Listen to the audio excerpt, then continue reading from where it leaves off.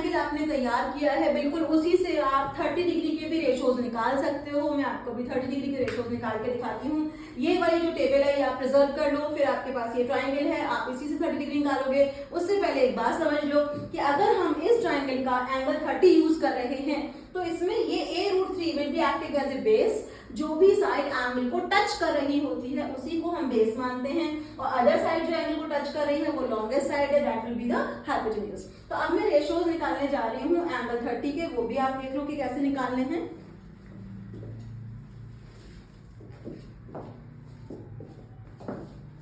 Look at this one, look at the triangle, and मैं आपको दूसरे रेशोज निकाल के दिखा रही हूँ।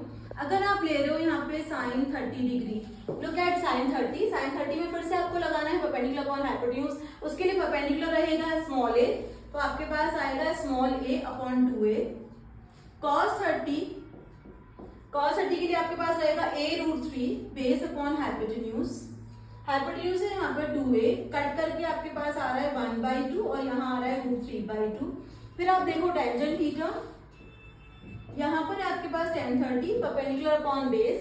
परपेंडिकुलर इस टाइम पर a होगा, I am repeating again and again, a के पास आएगा a√3, so this is 1 upon √3। Now you see the reciprocals. Reciprocal में आपको बिल्कुल मेहनत नहीं करनी है, सीधा सीधा आप उसके डायरेक्टली कर दीजिए। साइन का रेसिप्रोकल होता है कोसैक, जो मैं यहाँ पे लिख रही हूँ, कोसैक 30 डिग्री सिंपली 2। फिर आपके पास आएगा sec 30, that will be simply 2/√3, and फिर आपके पास आएगा cot 30, वो भी आप रेसिप्रोकल कर लो, that will be √3। तो सारे ट्रिग्नोमेट्रिक रेशियो आपके सामने है, एक बार इसको भी हाईलाइट कर लेते हैं।